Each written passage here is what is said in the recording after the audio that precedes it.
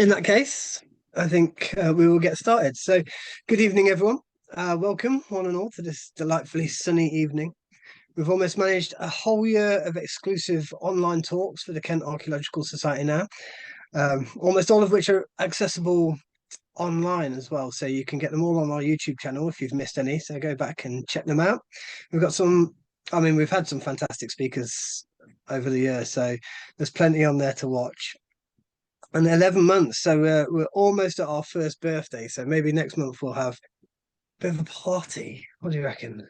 Um, every month's a party with us, right? So all good. It's wonderful to greet you all, though. Thank you again. If I could just ask that you make sure your cameras and your microphones are turned off for us. As you may well be aware, it is digging season for us, so we've been mega busy at the Society.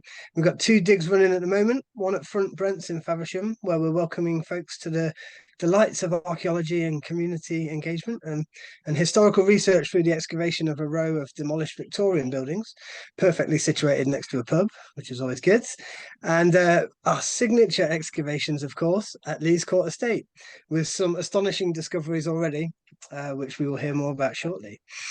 So we hope to avoid any technical issues, but please do bear with us. If there's any problems, Jacob will expertly guide us through, as always. If you're not a member of the Society, please do think about joining us.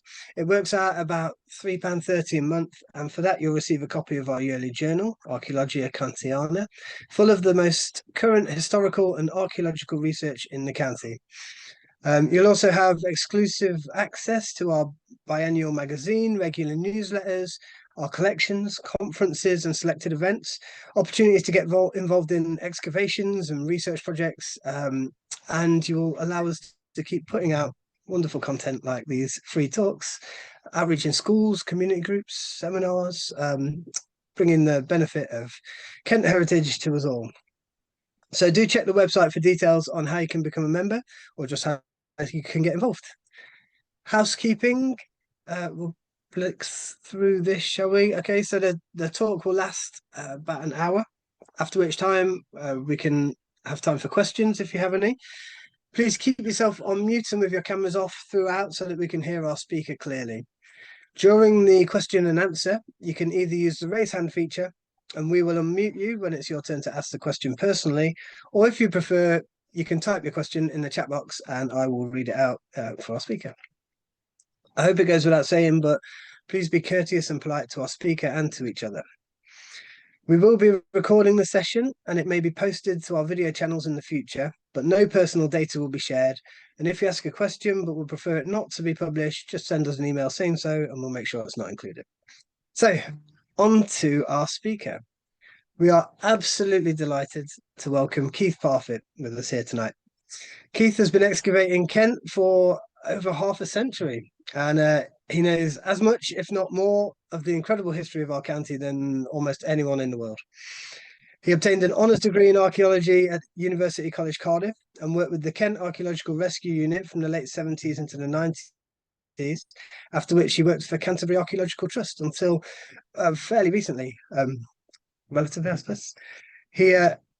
He's also worked on, he's worked on so many nationally important sites, including the Dover Bronze Age boat, Keston Roman Villa, Buckland Anglo-Saxon Cemetery, and many, many more. Keith leads the Dover Archaeological Group as Director of Excavations and has been an integral part of our society since joining in the early 80s. And it's with Kath that Keith has acted as Director of Excavations on a number of sites, most importantly for us tonight, at Lees Court Estate.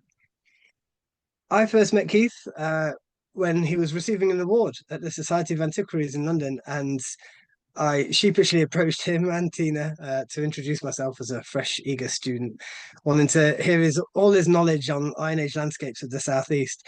And they didn't shoo me away. They were really happy to humour my ramblings and even invited me to the incredible site at East Weir Bay to hunt out quernstones at low tide. So yeah, that was amazing. I've learned a lot from them, and I've had the great pleasure of working closely with them on this incredible landscape. So I can't wait to hear more about the bigger picture today.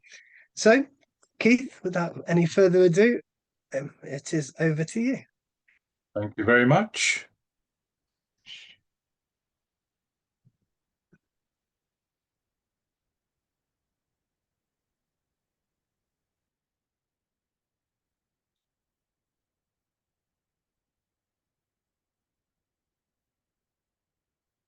Okay, well, hopefully you can all hear me and see the pictures.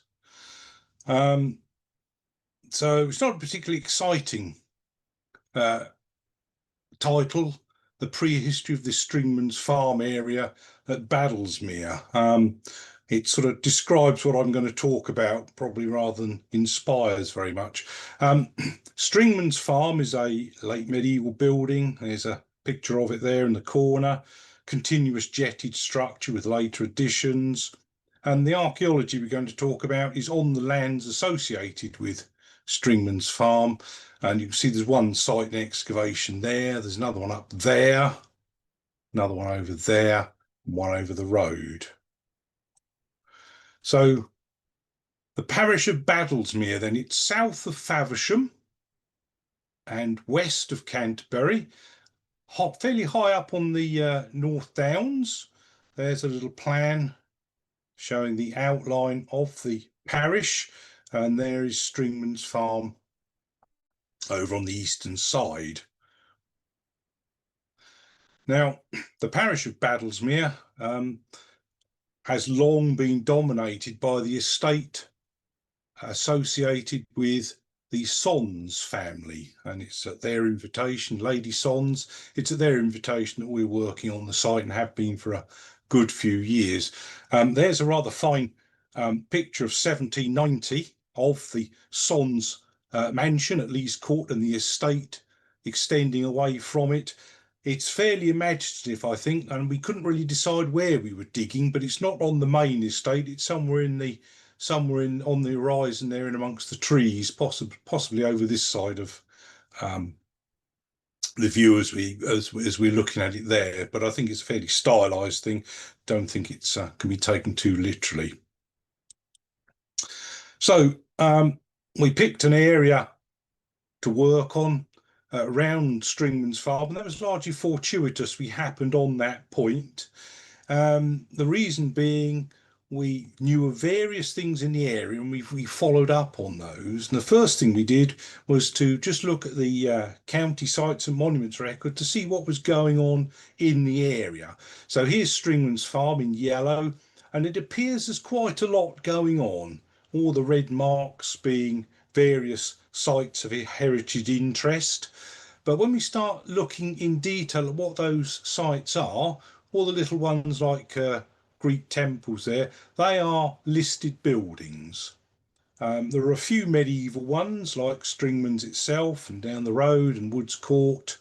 Others are post-medieval in date and not really of normal archaeological interest as sort of a dirt archaeologist would be concerned. There's other things marked on the map. This red dot here, for instance, Second World War bunker. The one up here, for instance, Victorian chalk quarry. So when we start winnowing out the sites which are not standard archaeological sites in terms of prehistoric Roman, Saxon, actually the dot map becomes quite sparse. So our story really begins in September 2017, when, completely independent of the Kent Archaeological Society, the estate allowed a metal detector rally to be held on various fields on the estate, and you can see there's the map with all the fields numbered that could be detected by metal detector on over a period of 2 days. And the Kent Archaeological Society was very kindly invited to send a team along to see what was being found and to make any notes we thought relevant. So there's the marquee just there, look. And we turned up and a very nice man said, yes, that's your table over there. And before we got unpacked and sorted out on our table, there was a phone call came in that way down in field 18, not one but two Bronze Age hoards had been discovered. So we more or less instantly, two of us at least of the four people that were there, two of us instantly went out to field 18, and sure enough, two hoards had been found, one sort of on the eastern side of the field, one on the western side of the field. So actually, in terms of recording objects at the marquee, Tina and myself never did any of that. We spent the weekend digging Bronze Age hoards. There is the plan as we roughed it out at the time. So the grey sites: Woods Court, medieval manor house; Fisher Street Farm, again late medieval timber frame building; Stringmans Farm, late medieval timber frame building. So there are three known medieval farmsteads in the area. And out in the field here, late Bronze Age metalwork hoard 1 on the eastern side of the field, and metalwork hoard 2 on the western side. And before we'd finished digging 2, the plough-scattered remains of a third one, metal hoard 3, was discovered close by, but sufficiently far away to suggest it was a third hoard. All of a sudden, we had 3 late Bronze Age hoards, metalwork hoards, in a field that wasn't otherwise known as being of any archaeological interest whatsoever. So hoard 1, there we are. There's hoard 1 under excavation. Now this is before the archaeologists turned up. So here's the rough area the detectorists have cleared. They've opened up a small pit here, and all sorts of stuff is starting to come out. What we recognised immediately were these things, which are bits of sword shape, the holders for swords, if you like. And also lots of this flat plate scrap, which is very typical of the Wilburton phase of the Bronze Age, which is around about 1100 BC or thereabouts.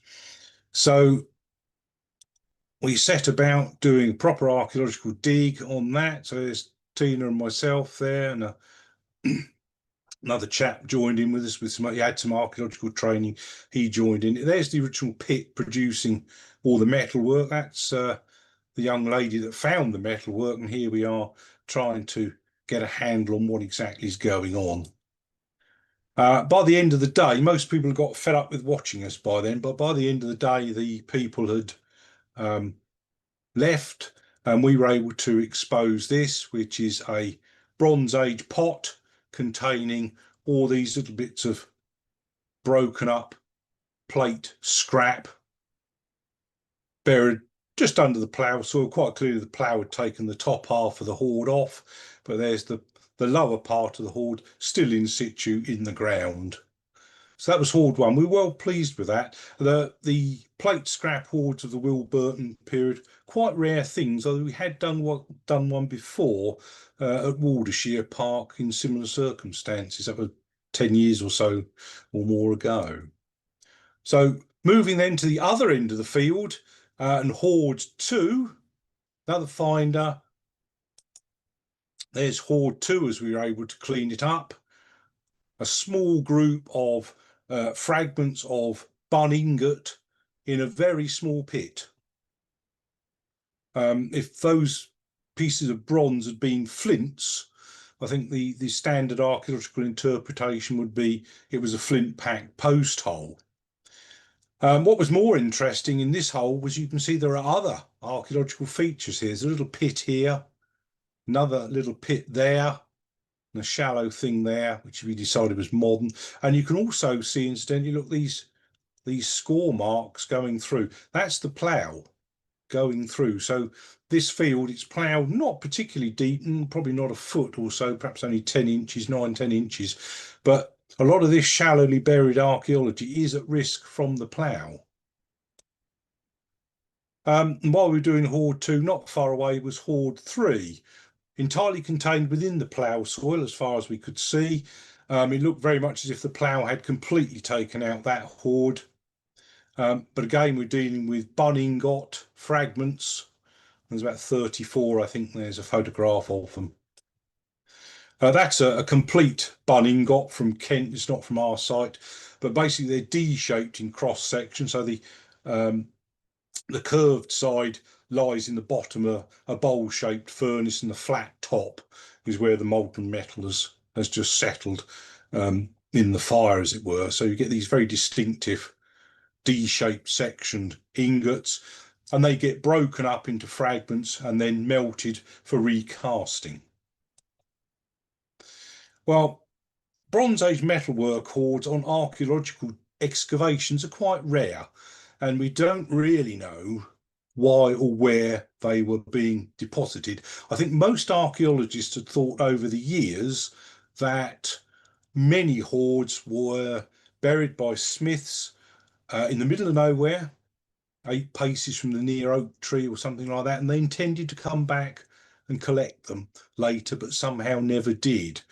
So we thought it'd be very interesting, and the Lees Court Estate were quite happy for us to do this, to open up some archaeological excavations around the hoard find spots, just to see what's going on. So here we are in 2019. We've opened up a fairly large square here with hoards 2 and 3 in the middle there. Then hoard 1 is right over here, there. And we've connected the two area excavations with what I claim to be the longest archaeological evaluation trench cut in that year, virtually the whole length of the field, as you see, and dotted along its course are all sorts of prehistoric features, pits mostly, post holes. And there we are on the site of hoards 2 and 3. Way back in 2018. It's a horrible subsoil on the site. It's clay with flints. So you get this thin layer of plough soil, which is tolerably okay to dig. Then you get down onto this clay with flints, typical of the North Downs, capping the North Downs. And it is precisely what they say. It's a stiff clay with big flints in it. When it rains, it turns to porridge. And when the sun's been out a few days, it turns to concrete. There is no easy time to dig the stuff. So it's very much a question of just thrashing on and seeing what we could get. But sure enough, we persevered with it, and we could start picking up fairly early on these dark discolorations, circular pits, many of them filled with charcoal. There's another one there, look, and again there. Something else coming up there. We're sampling some of these pits, see what we can get out of them in terms of finds. Some are producing pottery of late Bronze Age type, roughly corresponding with the date of the hoard. So we were pleased with that. And as we went along, so it became clear that in fact the 3 hoards we were dealing with had been buried on a settlement site rather than some isolated spot miles from anywhere. It was actually on a settlement site. There's one of the pits that we looked at, quite a big one. You see lots of fired red clay in amongst that. And there's Gordon just teasing out here with what turns out to be a complete pyramidal loom weight, baked clay, very distinctive late Bronze Age form. There's the hole for the threads to go through. Very nice find indeed, complete. And there are other bits of burnt clay there. I suspect they belong to other loom weights as well. So there's one complete one and probably bits of others. One of the features of the site were these extensive layers of calcined flint, burnt flint mixed up with charcoal and ash. And there's a very clear one there lying in a large pit. And just to worry the fines processing department, there is a sample of some of the calcined flints from that layer. So it was a whole wheelbarrow full, and it wasn't all of it. And then there's a nice little finish to the dig over in Woods Court Field. We found this, which has really got nothing to do with the site at all. It's very clearly residual in its excavated context, and it's a lower Paleolithic hand axe of a Shirleyan type, a small pointed one. There are several others of them known not too far away, but this is the only one we've had on our site. And there is a clear correlation between clay with flint soils and these early hand axe discoveries. So I'm sure there are others to be had in the vicinity, but that's the only one we've got to date. So a nice little find, but not really anything to do with the main site, which is late Bronze Age, somewhere between 1100 and 800 BC.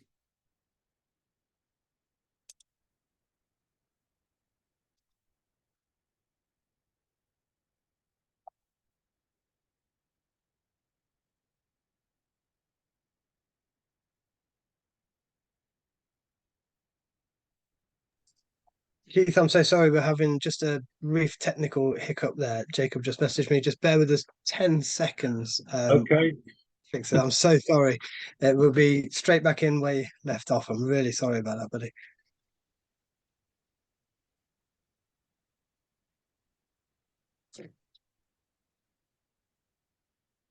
We didn't miss anything. It was just I hear my dog in the background now. Uh,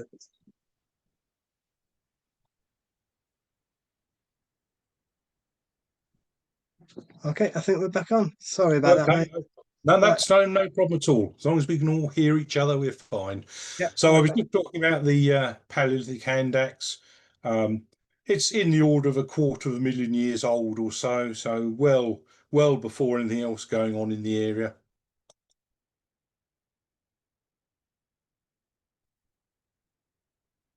Before we move on, I just wanted to look at where the Lees Court late Bronze Age hoards and the settlement associated with them is situated. So here's a map of Kent, Bronze Age Kent, showing the distribution of hoards, the black squares and single Bronze Age metalwork finds in the green. And as you can see, it's mostly coastal and also down the river valleys, particularly concentrated around the Canterbury and the Wonsum Channel, Thanet there. And here we are, right out in the Downs, really away from where most other late Bronze Age finds have been made. And I think that's telling us that late Bronze Age man is not just concentrated around the shores of Kent. They are starting to drive inland onto the higher land, the less fertile land in many ways, and they're up there as well. But while we were working in Woods Courtfield, the estate drew our attention to an interesting lump on the other side of the road.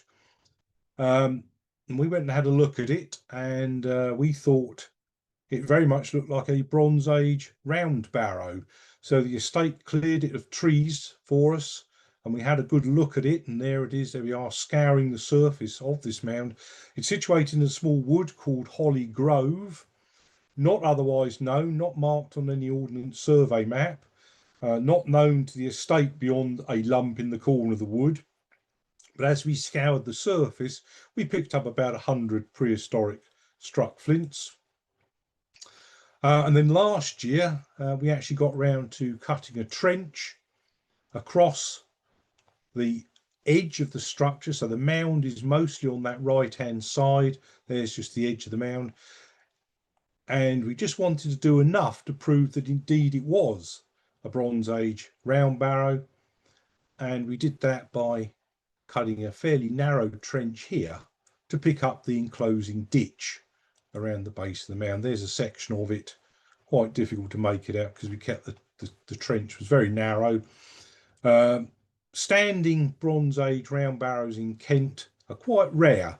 Many have been ploughed out over the centuries. Many hundreds have been ploughed out. There aren't that many standing ones, so we were quite keen, if that was a surviving Bronze Age round barrow, that we should leave it largely intact for the future. Hence the fairly limited excavation. There's the section we were able to produce. So the barrow mound, immediately adjacent to the mound, an enclosing ditch which actually produced prehistoric flint work in the base. And then there was this big chalky expanse here, which was either slump off the side of the barrow mound, or maybe they've enlarged the mound over the existing ditch. What was particularly interesting, after all that had happened, soil washed down from slightly further up the field and all this hill wash up to 1 metre thick accumulated over what effectively was the tail of the mound on the uphill side. When we dug those hill wash layers, we found they contained quite a lot of late Bronze Age pottery. And we're just wondering if that's when the area comes under the plough, same time as they're living on the other side of the road, burying their hoards. Are they ploughing on this side of the road, which of course the road's not there in those times as far as we know? Are they ploughing that? The soil is moving down the slope and accumulating against a pre-existing barrow mound. Typically, Bronze Age barrows are early Bronze Age or Middle Bronze Age date. They do a few in the late Bronze Age, not many, so I'm guessing this mound is indeed a Bronze Age burial mound, and it predates the settlement on the other side of the road. So there's a little plan just showing the standing barrow, as we think it is, in the corner of Holly Grove. We then moved, I'm jumping about in years a bit because it makes a bit more sense to do it in the order I'm doing it. We did some field walking in the adjacent field next to the barrow and picked up quite a reasonable scatter of prehistoric flint work all across this area. And subsequently, there we are doing precisely that. Subsequent geophysics at the junction of our two transects here produced a rather fine ring ditch there. So this is almost certainly the remains of another round barrow. We thought at that stage Bronze Age, and that meant we now had two, one preserved in the wood and not ploughed, the second one out in the ploughed field and pretty much levelled apart from the surviving ditch below ground level. And that is fairly standard. So many of these ancient former burial mounds in Kent, the mound has gone, it's been ploughed flat, and we've lost them. And then there could be up to 2,000 of these levelled ones in Kent now. Every time Google Earth puts up a new satellite image, so more appear. And the KES website does actually have a map on there that shows a lot of them plotted out, if you want to go and check at that at any stage. 2003 then, we decided we needed to open up some fairly large areas on the site. So there's the Holly Grove mound, look, in the wood, and the little crosses. There's the circular ring ditch we picked up on the geophysics, and the geophysics had also picked up a second ditched enclosure here. Slightly more awkward to get at it because the actual hedge between the upper and the lower field runs right through the middle of it, but we did nevertheless get some interesting information. There is the southern ring ditch, which Richard Taylor largely oversaw the excavation, and very clear it's got a big ditch. A lot of these flints in the bottom of the ditch are prehistoric waste flint chipping struck flints. So there's obviously a major prehistoric enclosure there. And then at the other end of the field, this enclosure was right nicely positioned in the middle of the field, so we could open up a big square all round it. And this was done using a machine provided by the estate. The driver was Ken, very useful chap to know, very helpful. And he stripped this huge area, about 30 metres or so square, down to the chalk. And we can already see at surface level this great big ring ditch going around the chalk. Absolutely no suggestion of any central mound surviving. I think there was one originally, but I think it's been ploughed flat over the many, many centuries. And there's Stringmans Farm in the background. There's a drone view of it, so we can see very clearly the ring ditch going round. A big blob here we think is probably a Roman quarry pit cutting it. And really when it first got exposed, we instantly picked up on these greenish pit-like features contained within the enclosed area, but also outside, and they looked really quite interesting. We thought originally, we looked at them, and in fact they're entirely natural. The green is caused by material derived from the Thanet Formation, which is lost here. It was originally sealing the chalk, it's gone now, but they're just they're effectively natural hollows filled with these natural clay deposits. Just really the last remnant. They look good on the pictures, but they're not actually of any archaeological significance at all. We wrote to the Geological Survey about it, said we've got these interesting pits, and they said, well, yeah, that's what we'd expect you to get. So they didn't seem over bothered about it. So we thought, well, let's push on them with the archaeology. So very clearly there's the ditch going round, and we've got all the diggers spread round, just giving some idea of the circumference of the thing, and it's quite big. It's about 20 meters across roughly. So there we are. Now we've talked about these green blobs. See, they're quite irregular in outline when you look, but hiding amongst them there are a few archaeological features, in particular one here and one here. Now in a typical Bronze Age round barrow you would expect to find central burials, and the centre of our circle is just about there. So it seemed fairly clear to us these two oval pits that we could see, not filled with green clay but more chalky material here. There's one of the green pits, look quite different to the fill here. Quite clearly, as far as we could see, we had a pair, if you like, of graves that should have contained a Bronze Age crouch inhumation like that one. That wasn't found at Lees Court, that's actually one way down at St Margaret's, but that's what should have been in that pit, also we thought. But as ever in archaeology, things never go the way you expect. So as we started clearing these pits, we noticed in the middle there was this very clear outline of dark, decayed, organic soil. And in amongst it, lots of flints, which weren't really present around the outside. There didn't seem much doubt. This dark organic material, this was a decayed post, decayed wooden post. And fairly certainly the flints had been packed around that post to set it firmly into the ground. And all of it set into this big oval construction pit.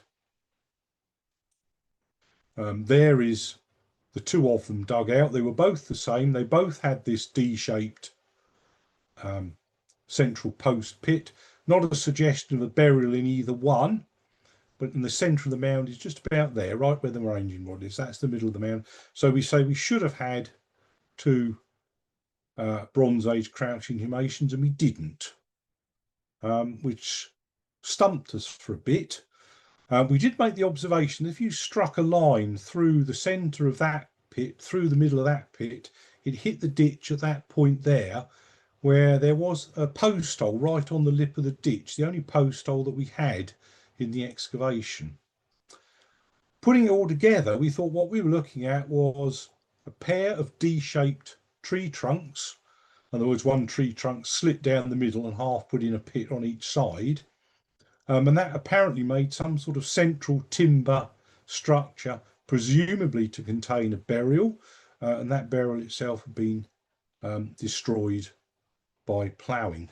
That's a reconstruction of something like that found on a continental site, but I think the layout of the thing, I think there's your central upright, you have some sort of cross member across the top, then some sort of side structure like that, and presumably you'd put the body inside.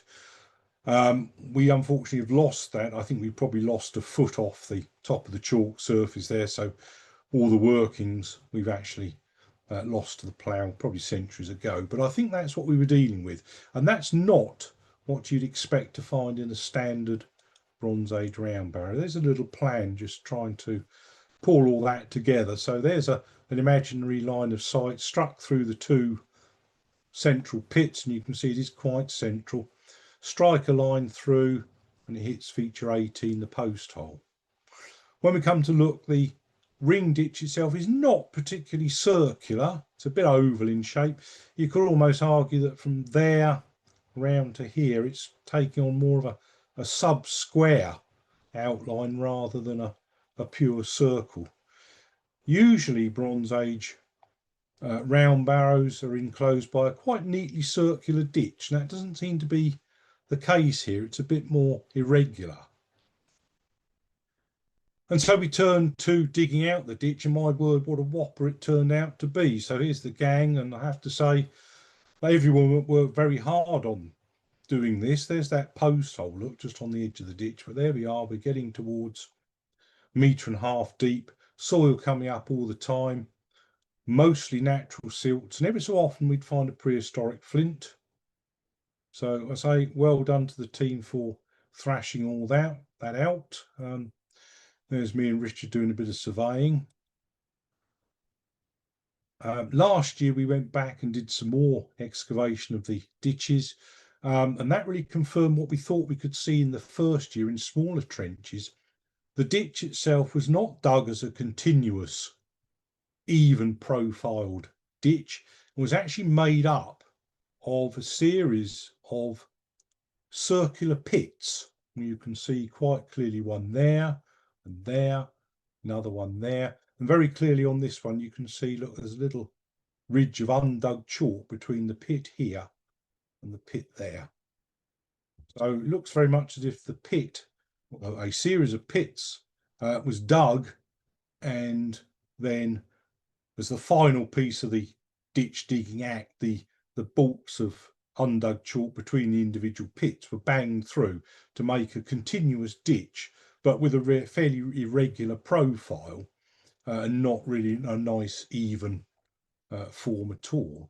And you can see how the ditch has silted up over the centuries, first with coarse chalk rubble weathered straight from the sides, then finer chalk rubbles, and eventually clays filling the final hollow.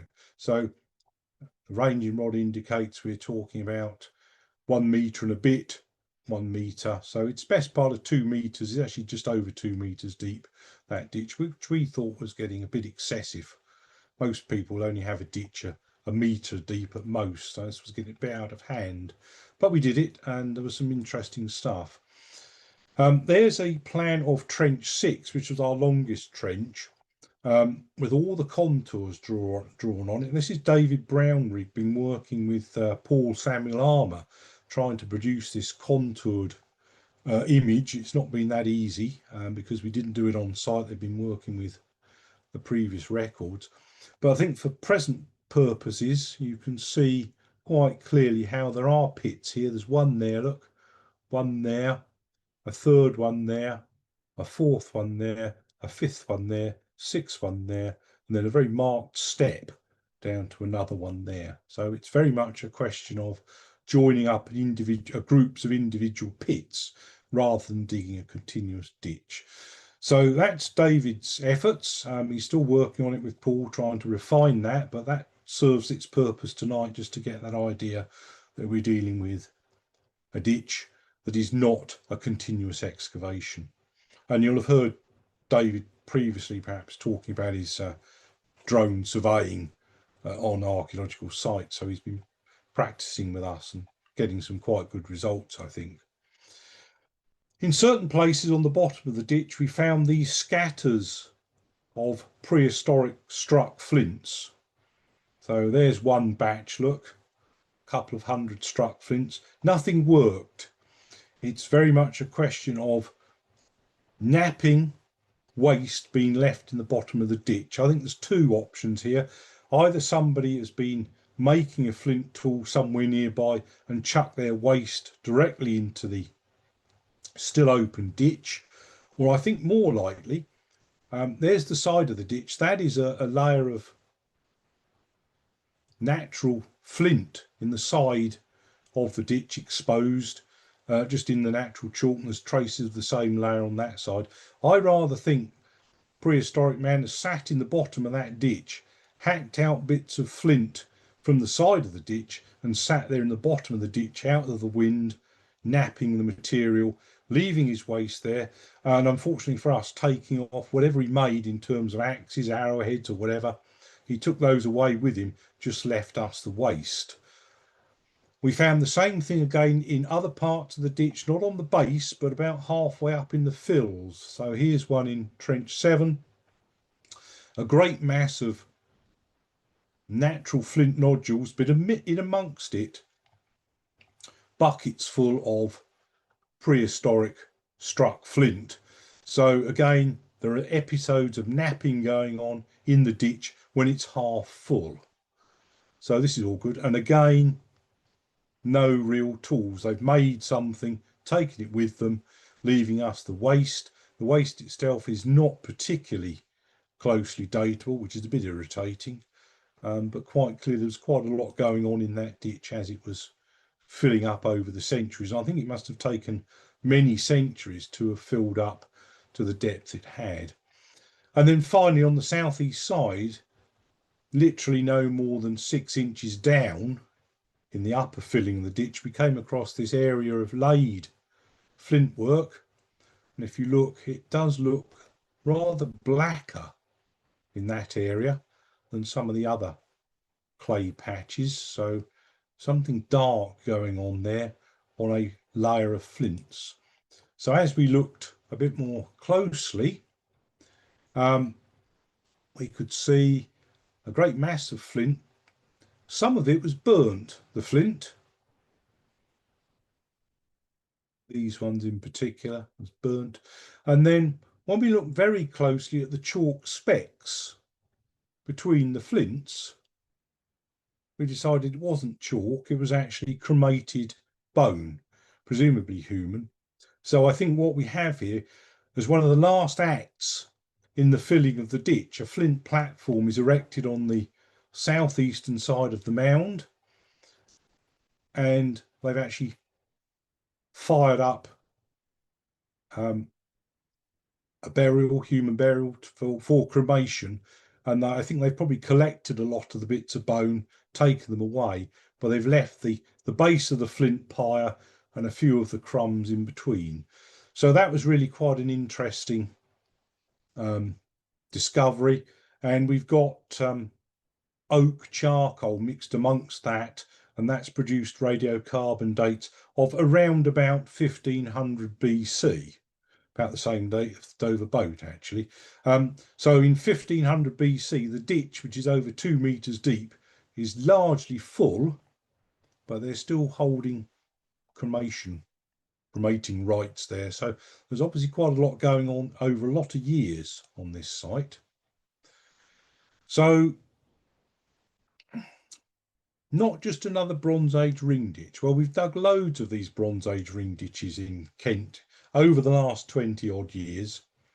But Lees Court shows a series of features which is not typical of most of them. No central burial, but we have got these 2 post holes apparently holding D-shaped posts, split tree trunk if you like, supporting a central timber structure, presumably for burial.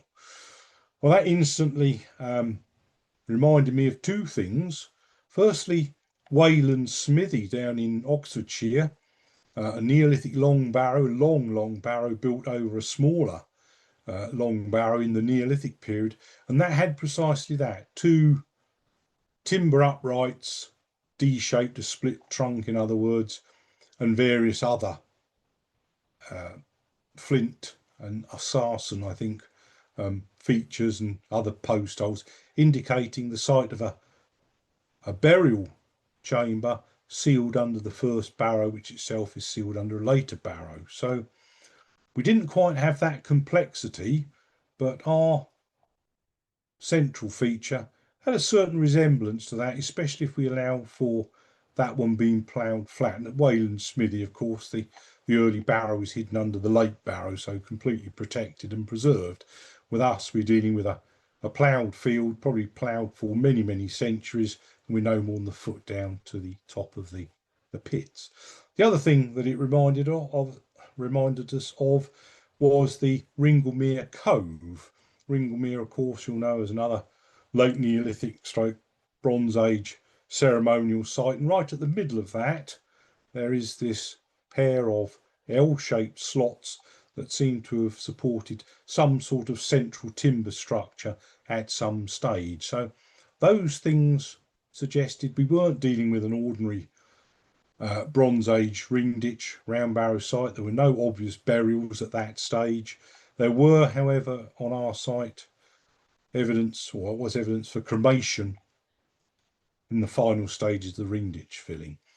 And the other thing that struck us as being a bit odd was the ditch itself was not an even construction, like indeed it was at Ringlemere. It was made up of a series of interconnecting pits, which is exactly, coincidentally or not, how the ditch at Stonehenge is formed. We've dug one or two other sites in Kent, and the one that I did know was the Monkton Mount Pleasant Ring Ditch 3, which is an old Canterbury Trust dig back from the 90s. There you've got two ditches, an inner ditch and an outer ditch. The outer ditch is very much a standard, even cross-sectioned ditch going round, but it encloses an inner ditch, probably an earlier ditch, which is made up of all sorts of interconnecting pits. And that struck us as being very much like the Lees Court one.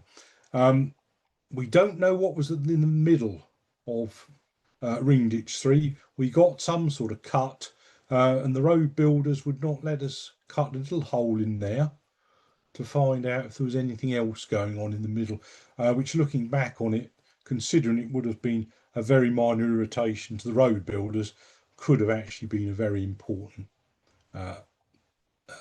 information, provided very important information for us. So I'm beginning to think more and more that the ring ditch, northwest ring ditch in Stringmans Field, just opposite the farm, is not a typical Bronze Age ring ditch. It's actually got Neolithic origins, and we've certainly got some Neolithic pottery from the ditch.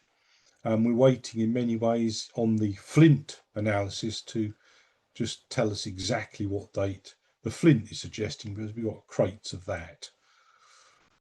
So time to move on again. What's next? There we go. So this is where we've been today and for the last 20 odd days. Battlesmere Park Wood, lovely place to work, great oak trees there shading us from the rain and the heat.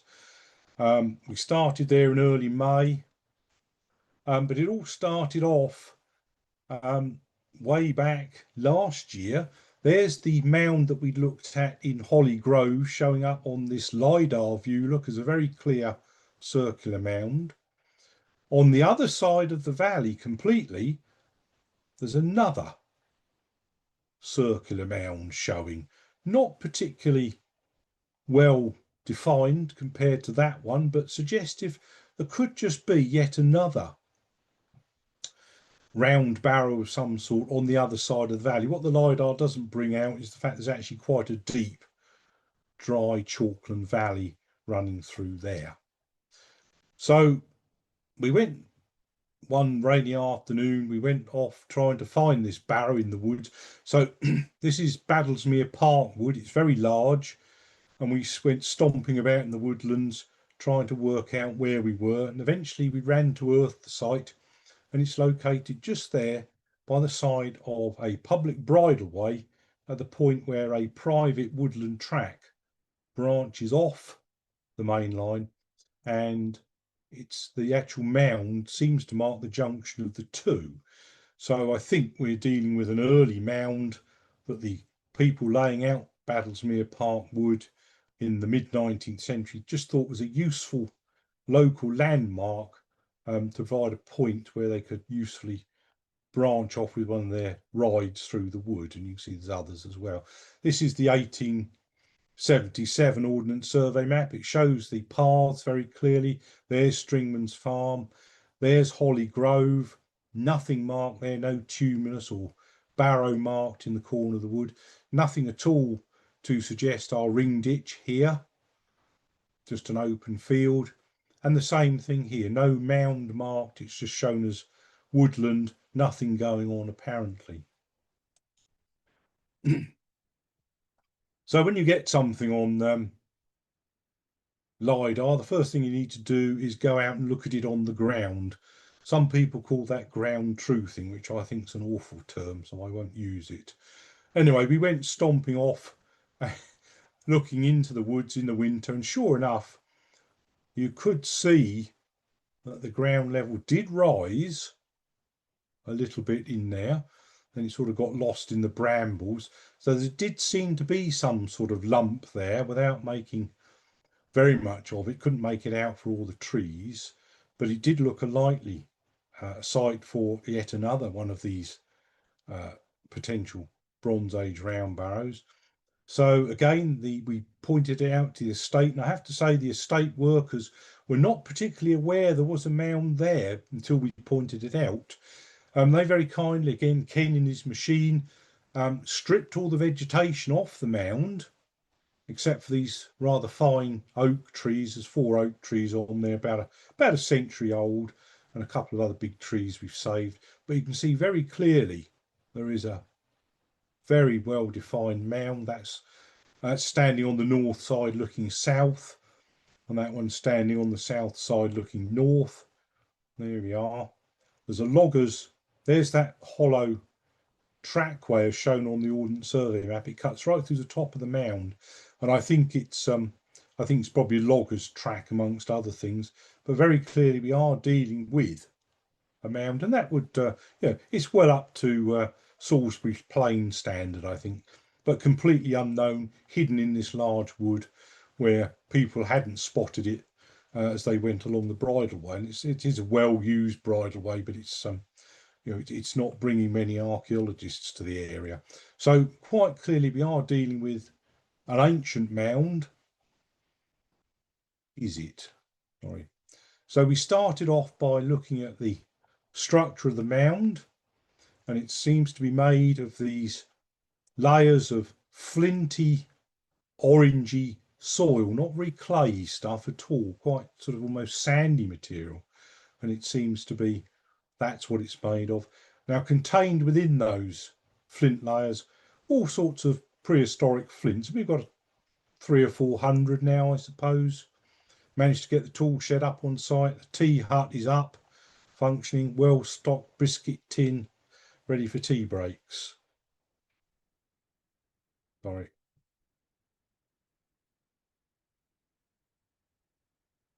So there we are. We've just cleared a lot of this flint work. Now we can see the structure of the mound, and we then arrive at a bit of a dilemma, because we seem to be dealing with a mound that's largely intact. So we're potentially looking at a Bronze Age round barrow that survives largely intact.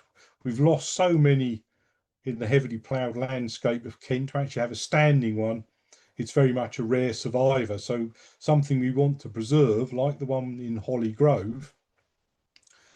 But how do we know it's a Bronze Age burial mound if we preserve it and don't excavate it? And there was a bit of a conundrum.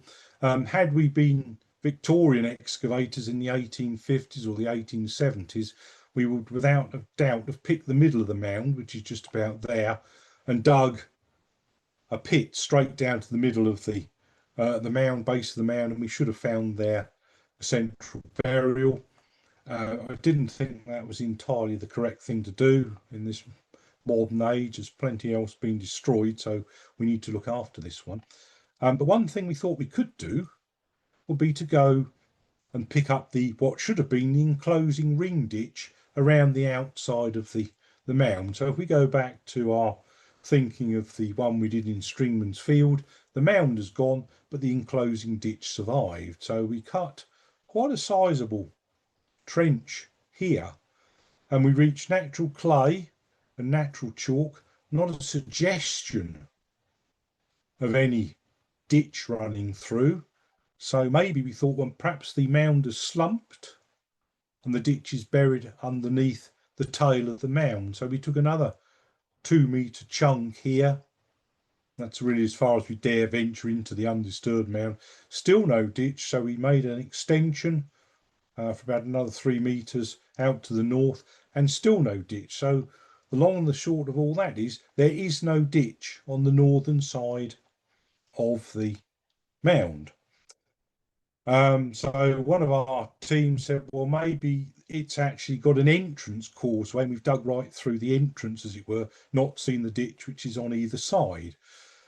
Yeah, we'd be unlucky, but certainly the Ringlemere ditch had an entrance causeway. It wasn't particularly wide, but it had one, and it was on the north side. So that maybe seemed to be something of an idea to consider. So with that in mind, we opened up a second trench to see what was going on the western side of the mound. And we've come down onto a very clear flint layer again. This flint material here is definitely the tail of the mound. And then there's more dense flint work there, which we originally thought was some sort of laid surface, but it's only an inch down, so it can't be very old, I don't think. But the work we've done today is beginning to make us wonder whether in fact this flint is just a natural accumulation of flint lying on top of the natural clay. So we shall in due course slice through some of that flint work and just see what's going on. Now if we're lucky, there'll be the Bronze Age ring ditch underneath, and if we're not lucky, there won't be.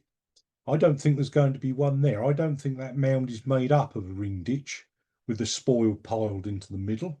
I think it's actually made up of material scraped up from the surface and piled into a heap. And it remains to be seen whether we can prove it's a Bronze Age round barrow. I'm sure it is, but we could do with a bit more evidence. We have had some very nice flints from the site, several hundred. These two just sort of took our fancy. This is part of a Neolithic leaf-shaped arrowhead, very finely worked on both sides, snapped across the base, unfortunately, but it should be early Neolithic in date. That was found on the mound. And this rather fine blade, you can see it's very carefully worked along that edge. So I'm not sure whether we'd call that a serrated blade, or some might want to call it a knife. That's for others to decide, but it's certainly a worked flint.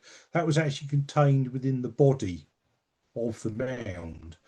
Now, the problem we've got with these flints, of course, is I think they are not dropped on the surface of the mound. They're scooped up from the material that was already existing in the area. So these flints ought to predate the mound by we don't know how much. I think we can date that arrowhead to the early Neolithic. So if we are dealing with a Bronze Age mound containing material of Neolithic date, that's no great problem. And so really we move to, remember that picture we looked right at the beginning where seemed to be quite a lot of archaeology in the area until we looked around the three medieval farms and removed all the modern stuff. Didn't seem to be much going on at all then, but this is what we've got now. So we've got our late Bronze Age hoard, 1000 BC or so, Paleolithic hand axe of that sort of date range immediately next door, evidence for late Bronze Age, early Iron Age settlement in the vicinity, a second Bronze Age hoard here, and a third one immediately adjacent to it. Then crossing the road, we've got some sort of ditched enclosure just directly opposite Stringmans Farm. We've got a Neolithic or Bronze Age barrow preserved in the Holly Grove wood as a standing monument again. And then we've got a ploughed out Neolithic or Bronze Age ring ditch at the northwestern end of the field. So it's like three. The edge of the valley comes right the way through here. And very clearly these three monuments are set right on the edge of the valley. Then when we puff down the hill and up the other side, we come up against this other mound in the wood that we're digging now, which again I think is the Neolithic or Bronze Age barrow mound. Can't prove it yet. So from really not much prehistory at all in the Stringmans Farm area in 2016, by 2025 we've actually got a lot, and I'm quite sure there's more to find. So prehistoric man is here over a long period of time. I don't think they're not pushing into the high clay covered North Downs of Kent just daily, in the sense that they come up for the day and go again. These people are moving in and colonising this area on a permanent basis, and that seems to happen by 1000 BC, if not 2 or 3000 years before that.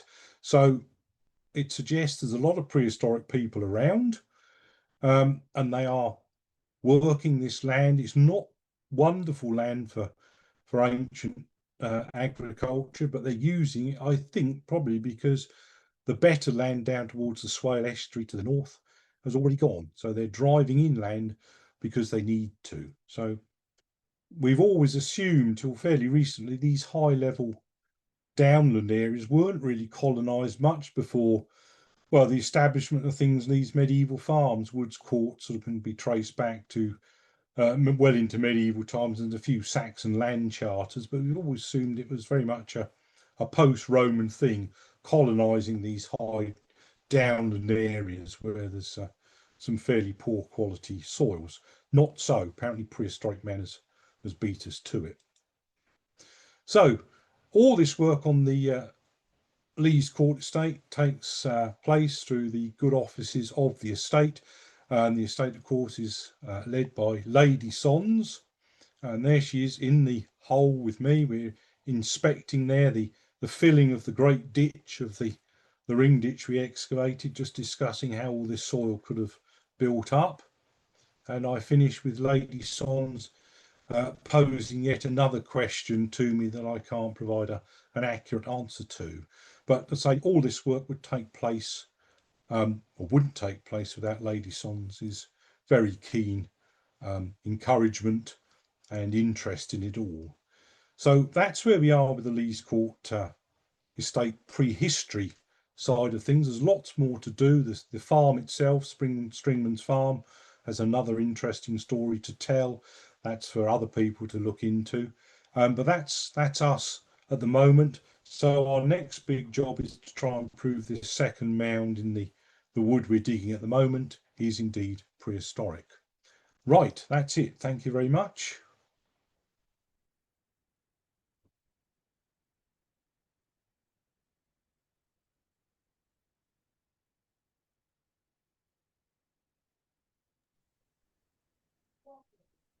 Yes, thank you so much. That was amazing. Did you hear The it string, all? yes, yeah, absolutely. It was absolutely brilliant. Sorry for the slight technical issue in the middle there, but yeah, that's incredible. We were changing the side anyway.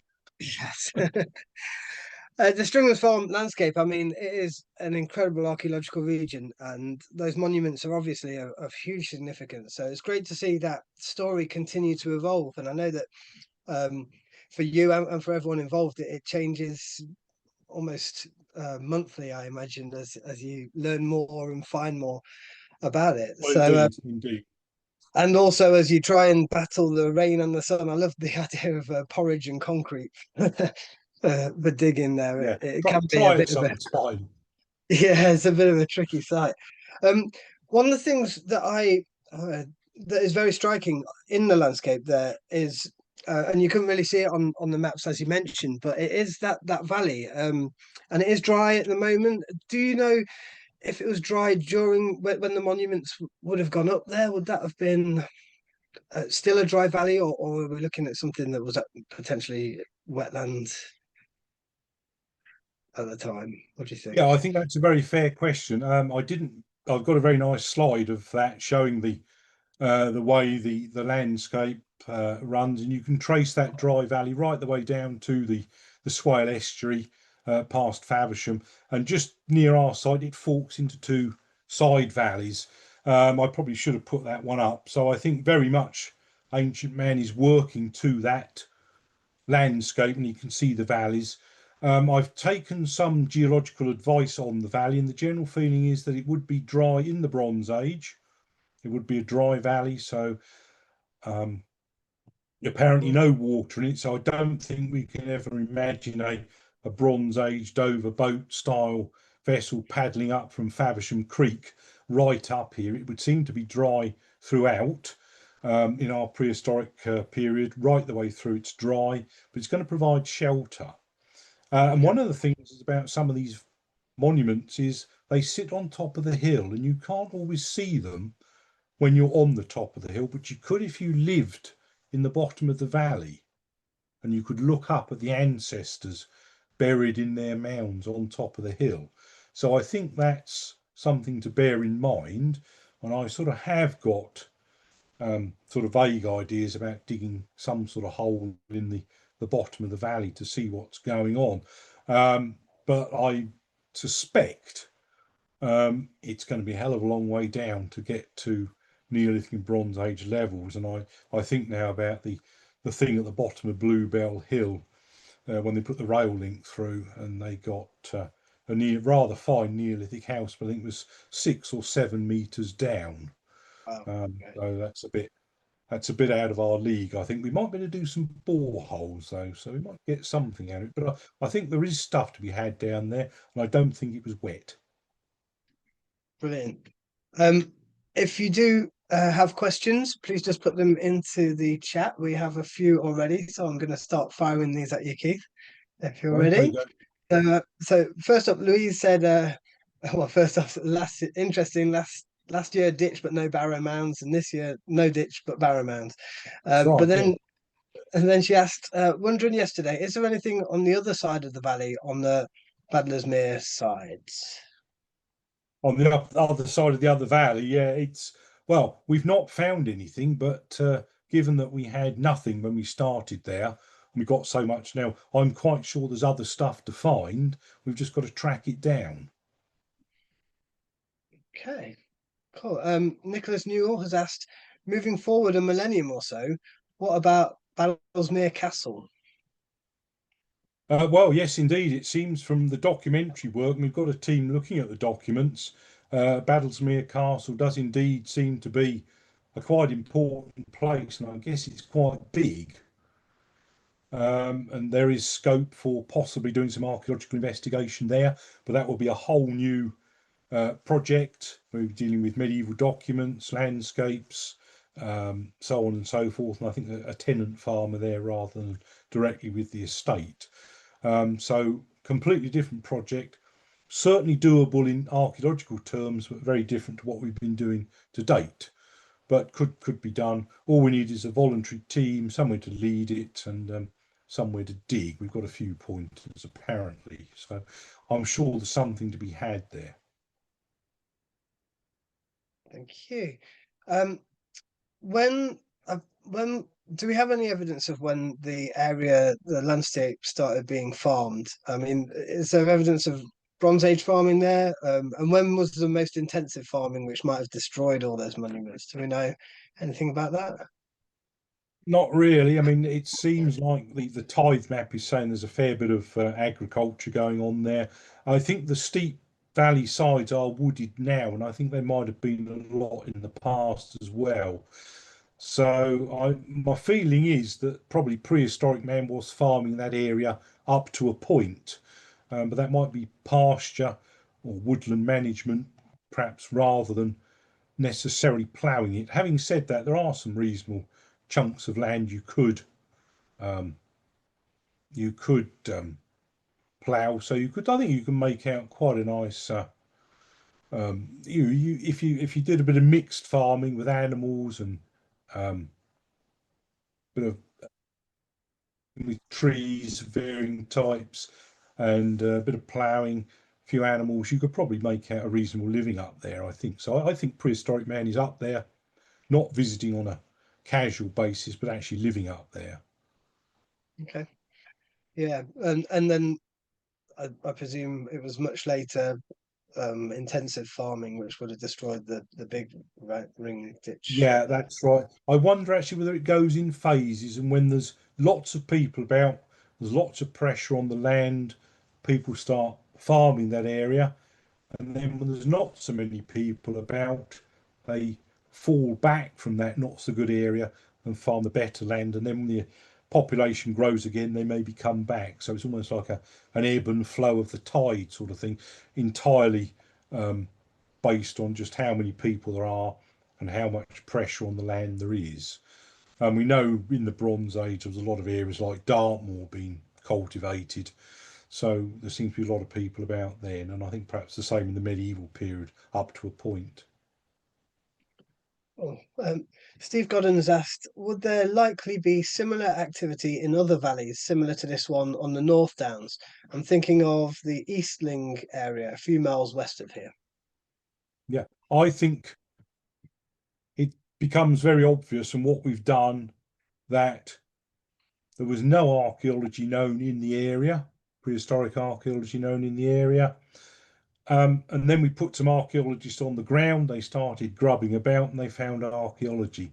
So the issue is not that there's no archaeology, there's no archaeologist been there to look. And I'm quite sure if you want to take a block of land somewhere at Eastling, drop 20 archaeologists into it for a couple of 3 years, you will start finding archaeology. I'm not volunteering for that, but I guarantee you, if a group does go and do that, they will get some decent finds, I'm sure. Because a lot of these woodlands in Kent, they haven't been searched in the past. They've been sort of gone round, as it were, and I think the stuff is in there. Yeah, and that's a great thing, that it hasn't been destroyed, but after so much of the rest of the country has been so intensively damaged and demolished. So it's great that we do have some remaining monuments hidden away. Indeed, I did a quick check the other day. Apparently, there's about 11% of Kent is woodland, and we as archaeologists, I think, tended to not go into the woods. I think perhaps we should. So I've got a feeling there's a lot of stuff skulking about in there. We haven't got to deal with the ploughed out stuff. It's actually still standing, so there could yet be all sorts of interesting things to find. Yeah, I think we're still scared of what's hiding in there, lurking in the I'm shadows. staying out of it. Nicholas asked, so the Battlesmere Park Wood one is definitely not a long barrow? It's not a long barrow. We thought when we first saw it that it did look like a long barrow, but in fact, when we got to look at it closely with all the brambles off it, we could see it's a circle. It's been chopped about a bit by the bridleway and that other path going through it. That's what foxed us a bit in the first place, making it look long. It's not long, it's round. It's about 100 feet, 30 metres in diameter. So it's quite a big thing. It's about 30 metres across and up to 2 metres high if you stand on the downhill side and look up at it. That's quite a sizable beast. Cool. We've got lots of messages of thanks and people saying that it is a fascinating presentation and saying how wonderful it's been, and it has absolutely. So Louise says Jim Bradshaw springs to mind over finding barrows in woodland. Really, Absolutely, absolutely. Yeah, Jim, long gone now, I'm afraid, an old KS member. Um, Worked for the Forestry Commission, so he spent a lot of time in woods, and he used to find all sorts of prehistoric barrows, long barrows and round barrows in woods, not because they were difficult to find, but because no archaeologist had ever been there before. So Jim is very much at the forefront of woodland archaeology in this part of Kent. He lived very close by, actually. I'm sure he would have loved to have heard what we were finding at Lees Court. so finally we are welcoming people to come and help you excavate out there. Can you tell us how long you're going to be out there finishing off in the woods? We are due to finish at the end of June, but it's a bit open-ended. Unlike previous years where we needed to move on because the farm needed to plough the field and plant something, here we're quietly up in the wood, not really in anyone's way, so we haven't got an end date. Um, so it'd be very much how long it takes to get to a point where I think we want to stop.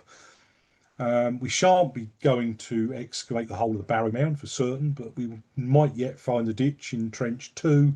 I was planning to do a Trench 3 and some other soil test pits. So there's enough to do for a couple, 3 more weeks. So if anyone who hasn't been before wants to come and join us, then please do.